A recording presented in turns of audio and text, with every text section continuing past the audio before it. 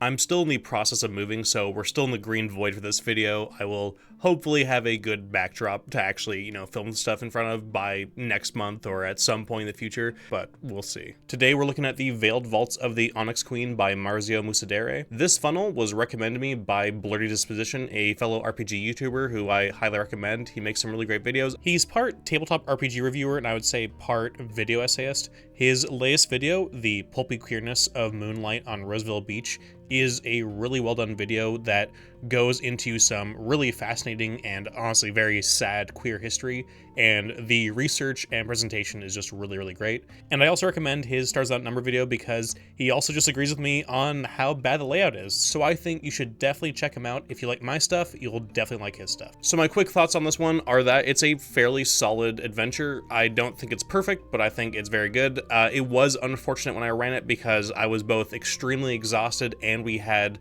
some of the worst technical difficulties I've had to deal with so far, where unfortunately one of our players, they had apparently like a storm in the area that was really messing with the power, so their internet was going out, like, I'm not even exaggerating, about every 5 minutes or so, and it became pretty frustrating for them to, really engage. So that made it kind of difficult in terms of pacing and also interacting with certain elements, or just a lot of the atmosphere kind of having to be sort of remodeled every time that we were able to come back into it. So there were some issues with that, but obviously that's nobody's fault. That's just the problem with online gaming. But outside of that, it was a fantastic group. One of the nice things about running these sorts of weird little funnels is for people I already know is that, they get pretty comfortable just doing stupid shit anyway. So it worked out pretty well. I do think overall it was a good game. It's just that, sometimes things like that happen.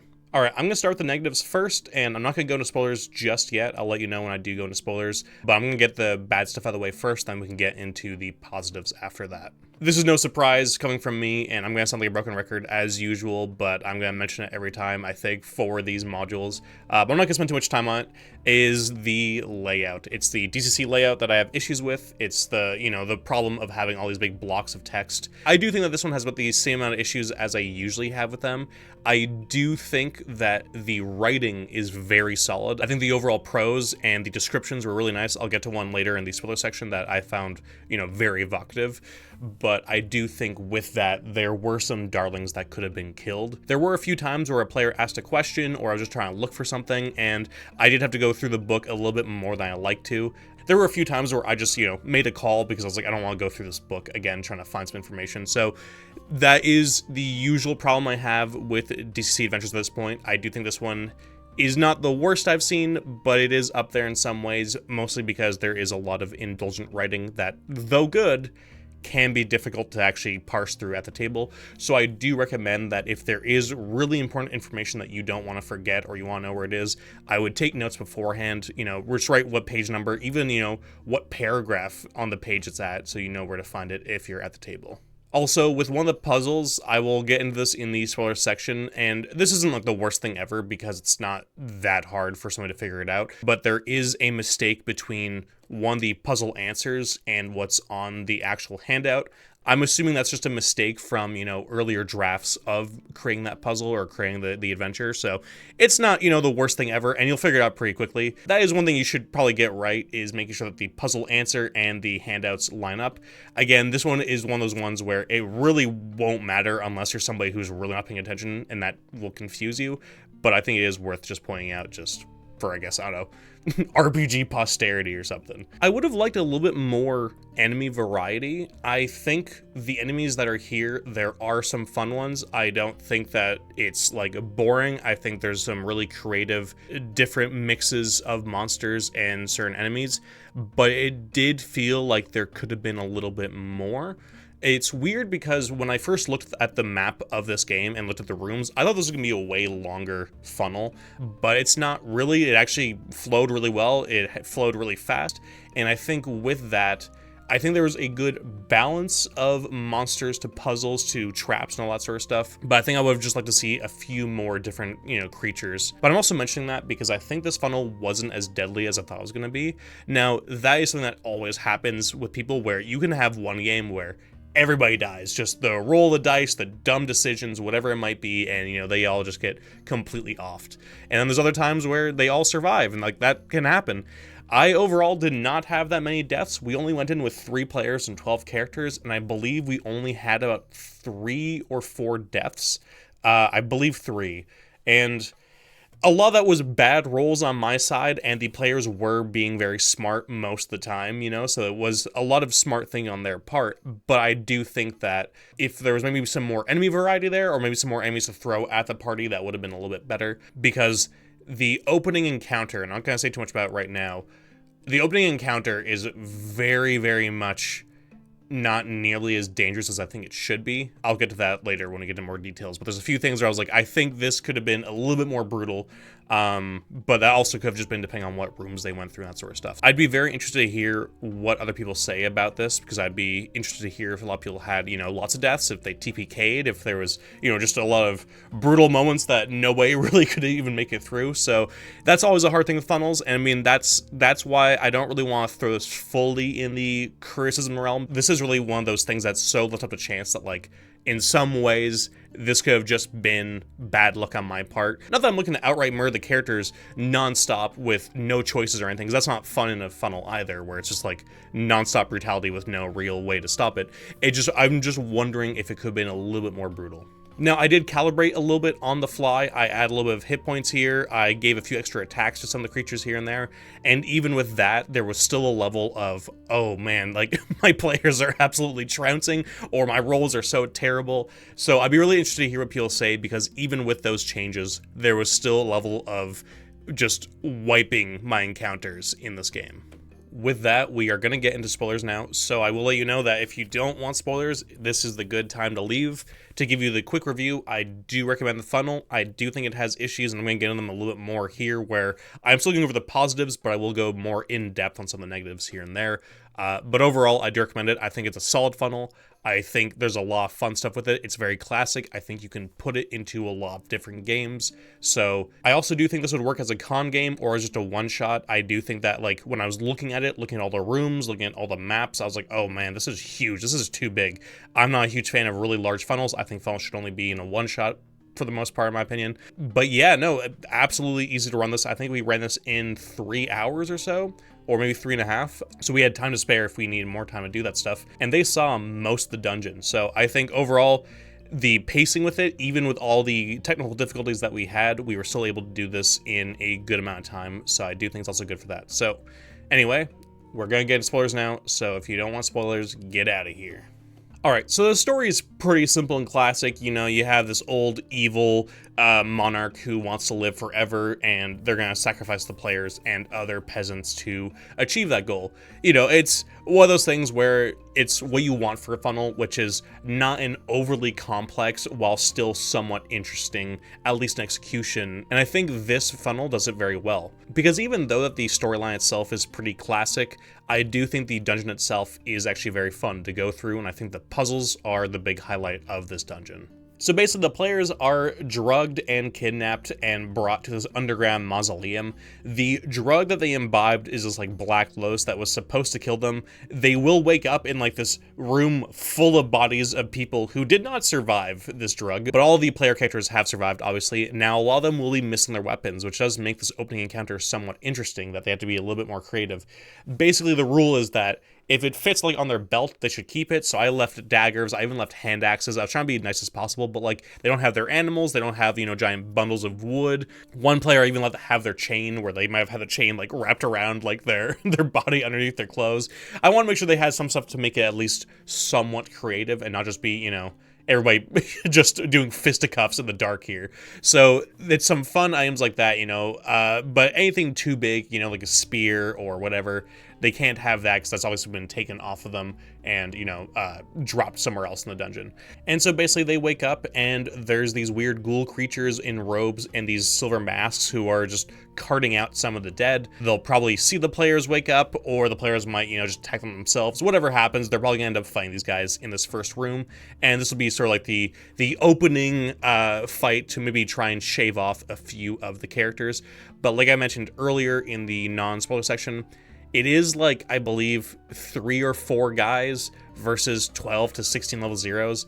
And depending on what you get for surprise rounds, if the players are really smart about trying to ambush them, or if, you know, just they go really high initiative, or if they just get some pretty bad rolls on the enemy sides, they're going to get trounced pretty fast. They're going to destroy these NPCs pretty quickly, which is fine. You don't need every funnel encounter to be, you know, just a absolute fight for your life. But I do think boosting their HP a little bit, or maybe giving them a few extra numbers, could be good, just to make sure you do really shave off some of those characters. What I would say is that if they are absolutely just destroying these dudes, maybe give them a little bit more extra hit points and just try and like kill off one person, maybe two.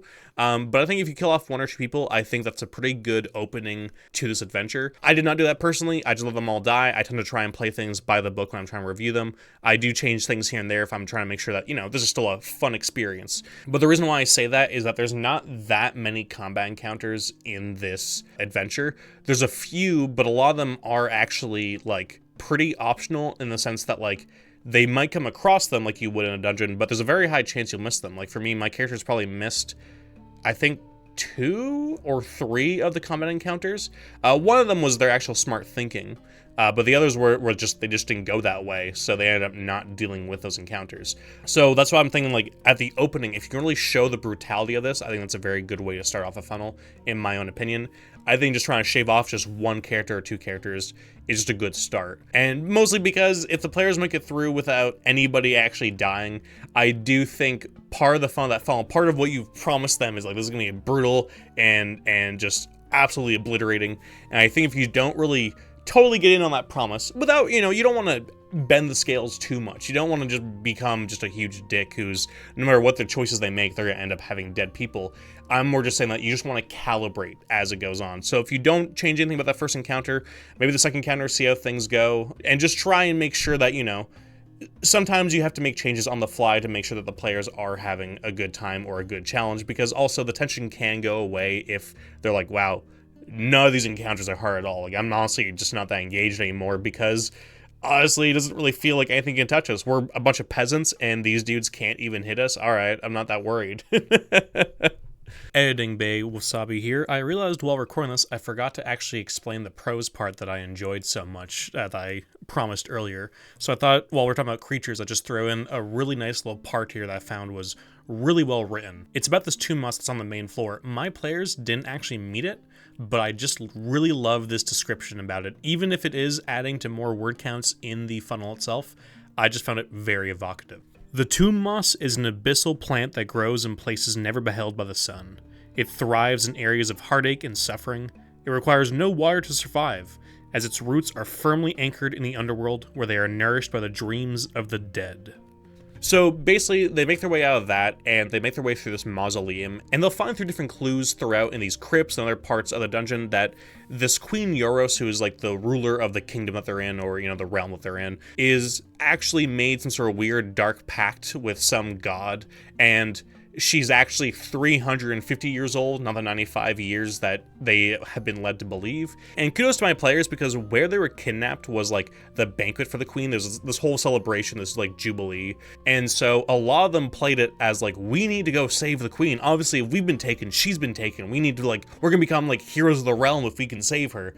And honestly, several of them did such good acting with that. I actually couldn't tell if they believed it as players or just the characters, but I found that immediate commitment to the bit made it so much more fun and interesting when they later found like, oh my god, she's evil, which is like, for anybody who's been playing RPGs for a while, that's gonna be pretty obvious from the get-go. But I think playing into, you know, the actual role-playing aspect of like, no, we need to like save the queen, I just thought was a really, really fun element, and I think made this somewhat classic story a lot more fun. For me as a GM, it was very fun watching the players go from, we need to save her, to, oh my god, we gotta kill this lady. And I think that commitment to the bit made that whole storyline a lot more fun and interesting for everybody at the table. So, some positives.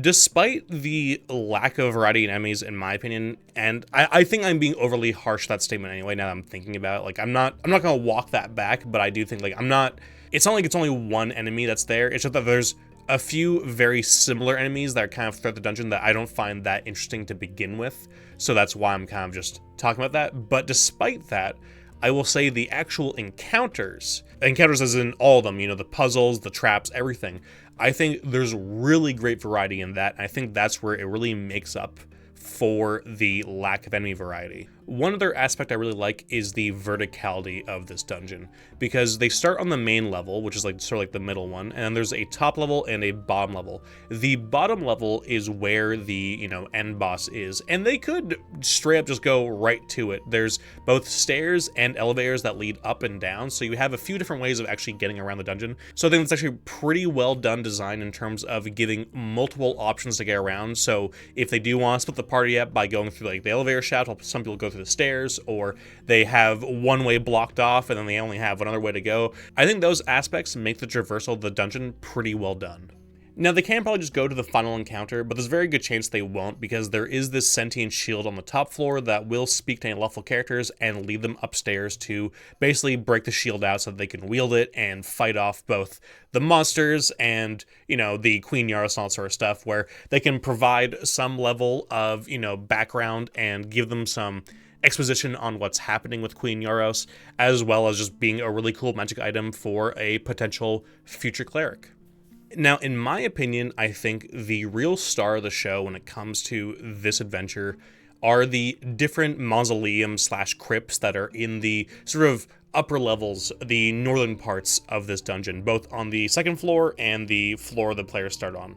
In these mausoleums, these are past monarchs, and these are both a source of puzzles, information, possible treasure, and overall just the most interesting parts of this dungeon that can both lead to, you know, narrative rewards as well as monetary and physical and magical rewards that will actually be useful for the fight to come.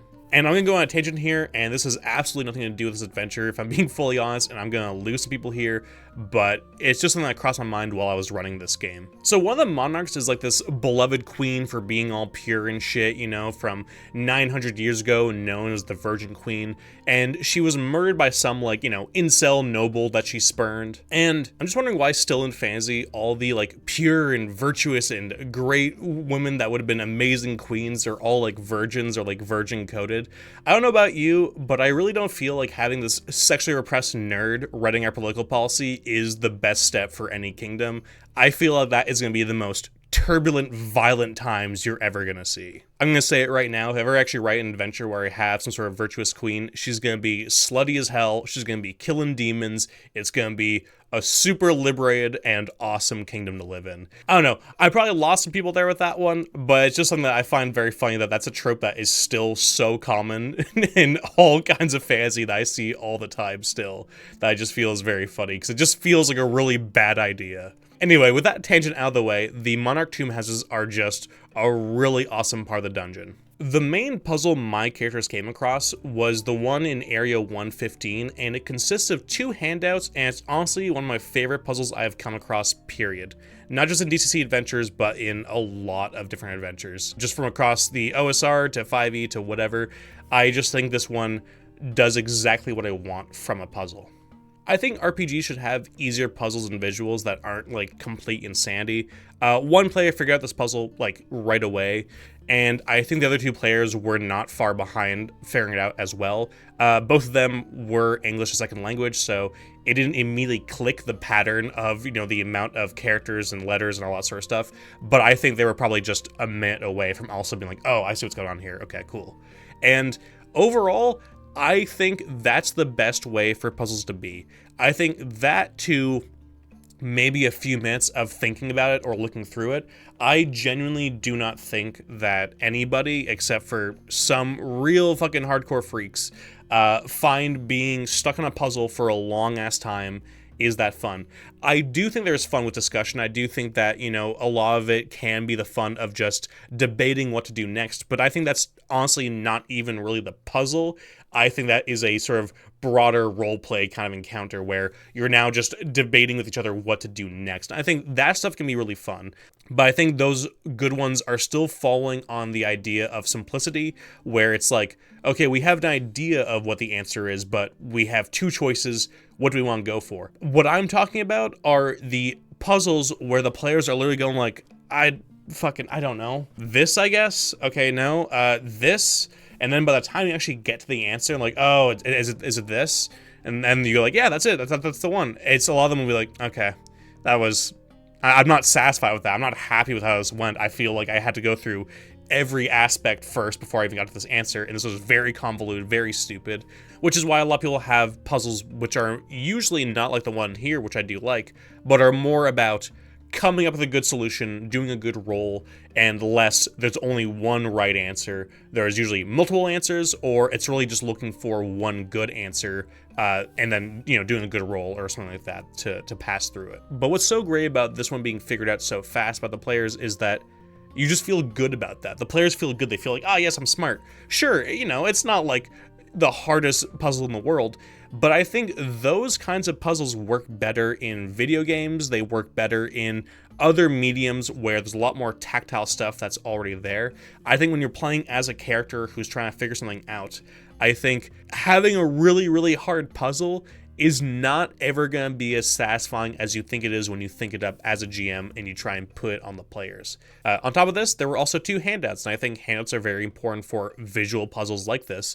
I think there's a lot of puzzles out there that you might get like a graph of the room for the GM to show you like what the puzzles and what's happening there, and then they have to draw it out or anything like that. But I think having actual handouts that are just like, you know, the plaques or the symbols or the whatever, I think those are much better in terms of the players being able to visualize the puzzle itself. So essentially, there's a sarcophagus and it has a plaque on it. This plaque, as you can see, has some typos on it, and these typos spell open. Then the players need to touch the corresponding tiles on the sarcophagus that are alphabetized. So, owl, pig, egg, and needle. And then the sarcophagus opens, and they get a spell book that can be for a leveled wizard or used as scrolls for level 0. And like I mentioned earlier, there is a mistake in the explanation that says the typos in the contents, but it's actually in once. Which is kind of ironic for this one that is, you know, all about words and spelling and that sort of thing. So I do think that is very funny, but it shouldn't trip you up too much. I think you'll understand, especially once you look at the plaque and you see where the typos are.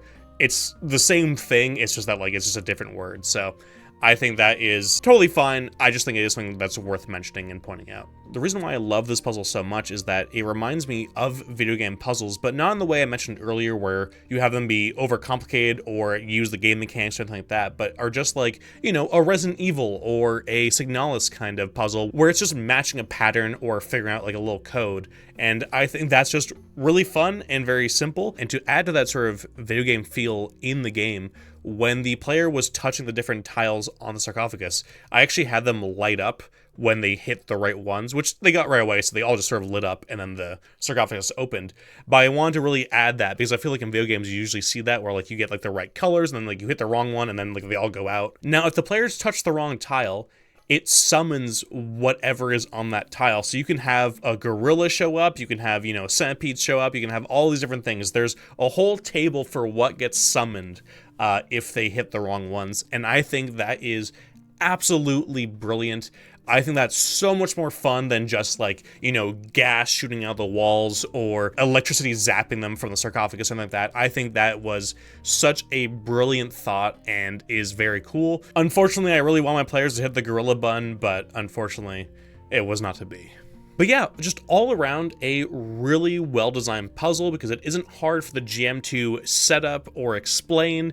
It has a really solid reward after when they figure it out, and it makes the players feel good without being so hard that they want to claw their eyes out, you know? And as well that it has a very good penalty if they screw up. So please, if you know more adventures with puzzles like this, please recommend them to me because I want more like this.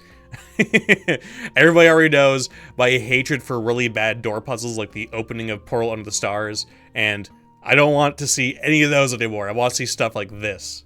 And there was another really fun and solid puzzle in this adventure. There's also probably another one as well on top of that, but another one that's on like the same level as this. Not quite as good, but still very good. My players didn't actually reach it, so I'm also not gonna let you know what it is, because you can buy the book and find out for yourself, but there's some other cool puzzles like this that are in there that I think are very solid. So with that, there are some other fun encounters, like this weird chimera beast that's on the second floor, and then there's also, you know, that shield that they got. So With the help of the spells, the shield, and just some ingenuity, they did finally go for the final encounter at the bottom of the mausoleum, where they went to attack Queen Yoros, doing her whole kind of classic evil wizard lady ritual where she's trying to get another 100 years of youth. And there's all these mooks there. There's these weird sort of shadowy creatures, and of course there's a bunch of like corpses that they're, throwing into the void. And basically, with some really good planning and those items I mentioned, they kind of just mopped up this entire ritual room. I even actually made Queen Yoros a little bit stronger. I gave her like this extra kind of like Eldritch Blast kind of attack where, she wasn't going to wade right into battle, but she was going to do sort of like a range sort of dark magic attack just to, even the odds a little bit, make it a little bit more dramatic and climactic, where they were still absolutely destroying all like the mooks, but I want her to have just a little bit more going on and make it a little bit more interesting. But even so, I gave her a range attack and an extra action, and of course, she fires us off at one character. I only made the range attack like a d4 damage, but I targeted the one character with 5 hit points, rolled a 4, so that would have killed literally anybody else. So that person survives it, and she like screams in anger. She's like frothing at the mouth this entire time because they're like ruining her whole ritual.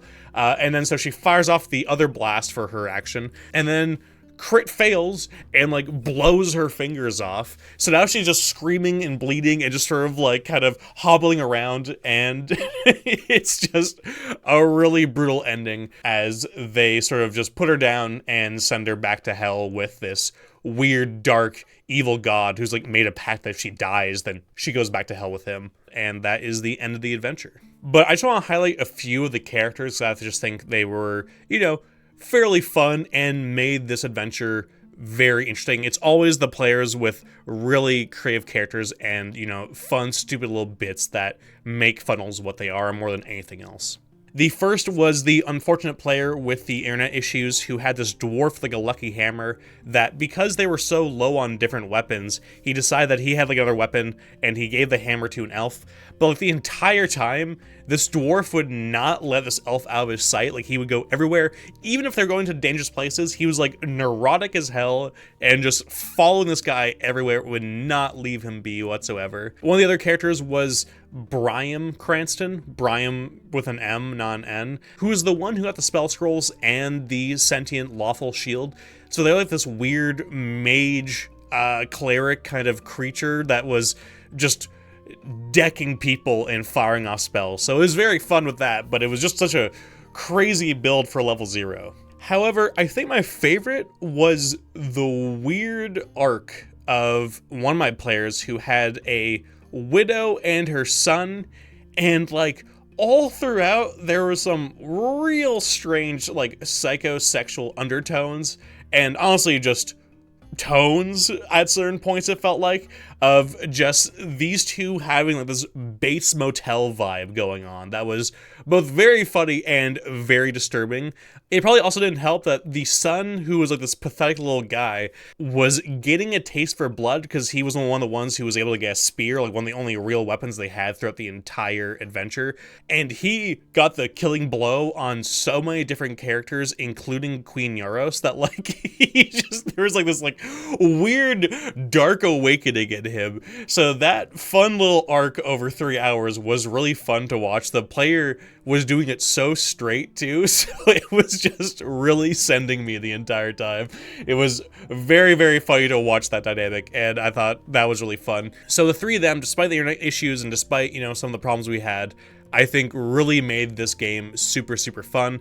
I think they made an already solid adventure even more fun. So I do hope for people who do get to play more funnels that like they get more fucking freaks in their games doing weird ass shit, because I think those make the most memorable and the most fun times. But I think I spent enough time talking about this. I think you'll have an idea now if this is an adventure for you or not. It is a funnel. It will not change your life, but it has some really solid things in it. I think you'll have a really fun time whether at a con, a one-shot, starting off an entire campaign. I think this is a great one to go with. The art in it's very nice. The cover art, I'm just gonna check here who made it. The cover art is Will McAusland, and I gotta say, like, it is just gorgeous. Just that blue and orange. There's so much awesome detail in there, and the art throughout is very solid. It's what you expect from DCC. In the same way you can expect the layout to be really annoying, you can expect the art to be awesome pretty much every time. So overall, I do recommend this. I do think it has its issues, but I do think it's one to definitely check out if you're in the mood for a funnel. I don't think you'll have a bad time. So with that, I want to say a huge thank you to my patrons. I really appreciate all your support. You guys are awesome, and I can't say it enough. Thank you so much. Anyway, to everybody else, thank you so much for watching. I hope you have a good one, and stay safe out there.